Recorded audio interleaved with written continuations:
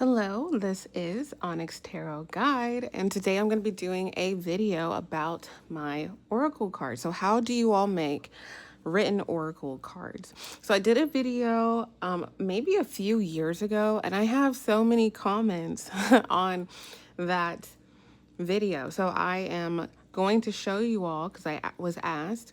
I'm going to show you all a couple of things, give you an updated 2026 tips and guide on how to make your own oracle cards, where to get them from, all those things. So hit the like button, subscribe, and feel free to leave any type of questions that you all want answered.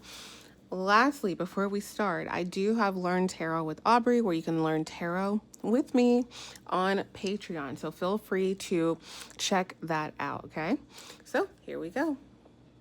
Okay, so I'm going to give you all a quick little, show you all how you can make your own cards. So these cards I personally got from Amazon, and I can link it if you guys if you all look into the description box, there should be a direct link to my Amazon thing where I try to stay updated on putting all of the card decks that I have on there.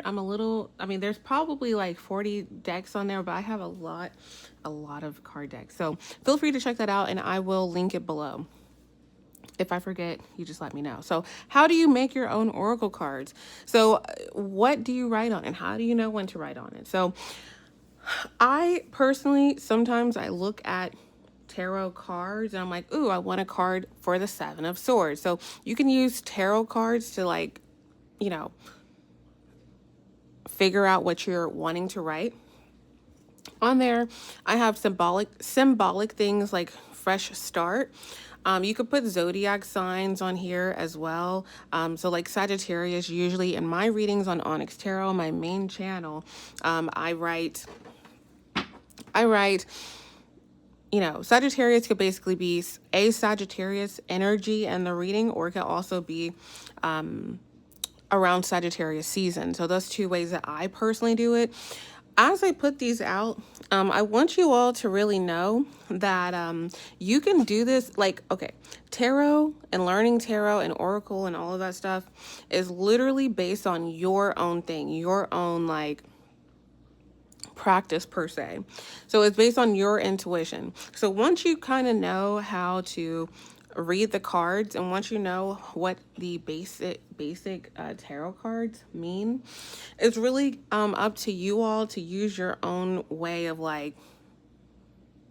figuring out what the card means and utilizing oracle cards to better tell a story, right? Because tarot and oracle tells a story.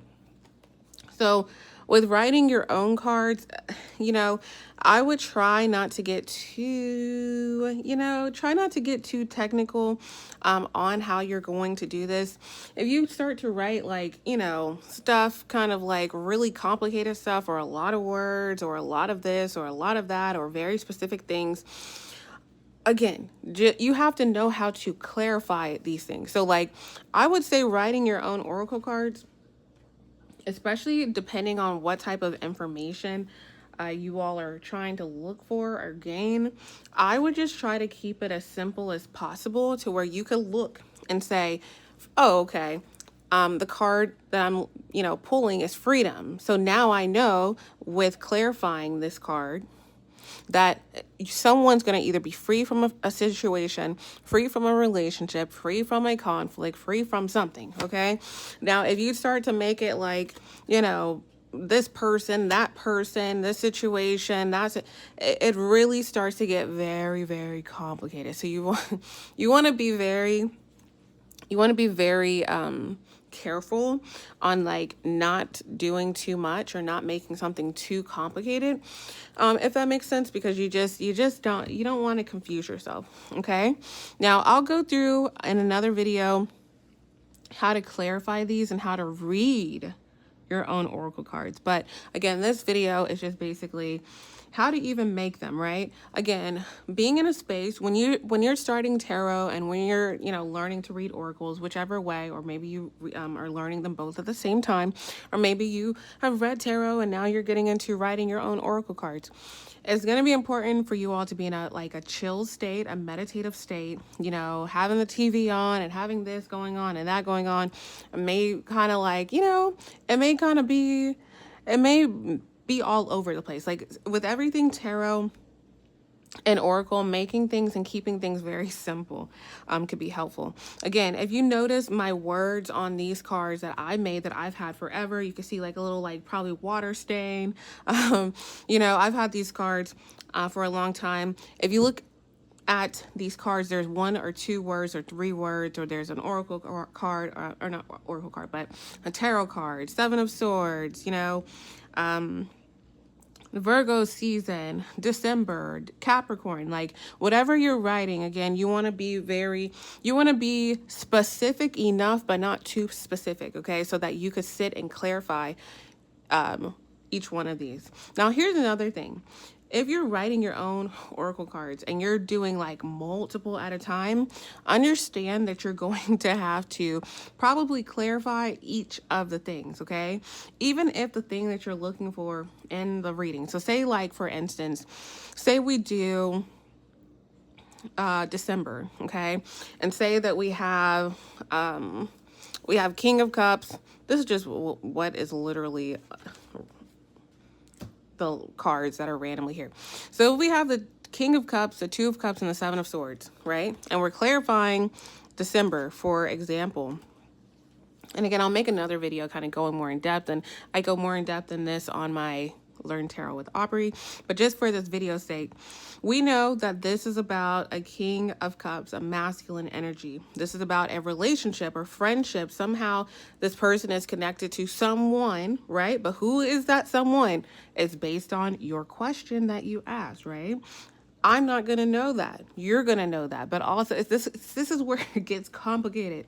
So can you imagine if you have like multiple words and this and that on the cards, and you're like, okay, how do I connect it to this King of Cups? And who the heck even is this King of Cups? But say you're like, what is the final outcome, or what's the outcome for this person or for me or whatever in December? Well, if December comes out randomly or whatever comes out and we're tying it to the month of December, then we're looking at the masculine energy. So it's all going to be about them, tied to a friendship, partnership, tied to something sneaky, right? That just tells us the baseline. You're still going to have to clarify even more and even more. You can utilize these written cards to clarify as well. If we have Virgo, then Virgo could be connected.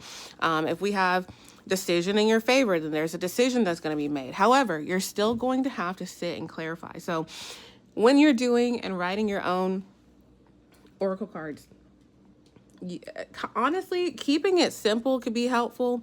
If you have, you know, oracle cards that you really, really vibe with and you really, really like, it could be helpful to kind of like look at those or glance at those and like, oh, I like this particular card. For example, let me give y'all some examples, and hopefully you're hitting the like button, because I will make more of these because these are fun. And I appreciate it that you are asking about this.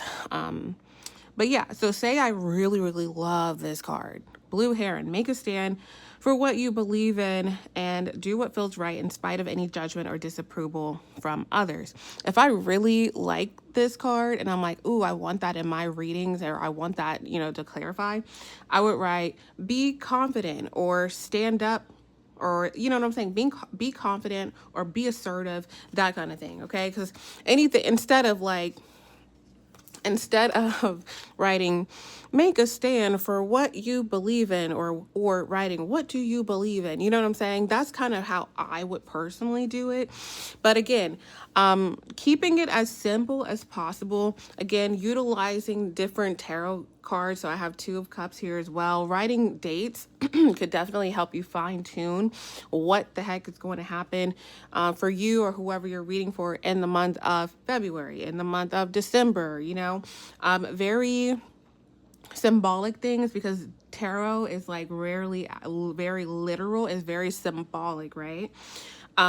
So kind of like a symbolic fresh start, right? What is a fresh start? A fresh start can mean a lot of things, right? It could be a fresh start in someone's job, a fresh start in a relationship. Maybe someone's done dating, so they're having a fresh start on focusing on their day-to-day life. You get what I'm saying? Freedom, freedom from a job, freedom from a relationship, freedom from a conflict. Oh, this contract is over. That's freedom, right? But does that mean you have freedom from, being trapped in a job at the same time? So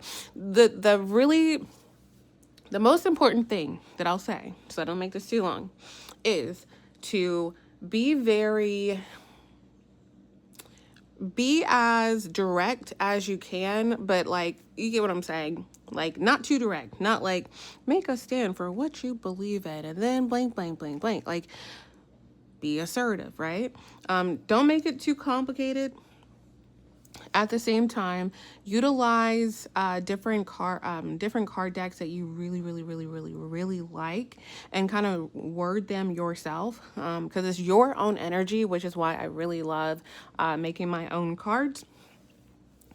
Because it's your energy. So it's your energy. So you're going to know I'm going to know when I see Capricorn. Okay, that was the easy one, right?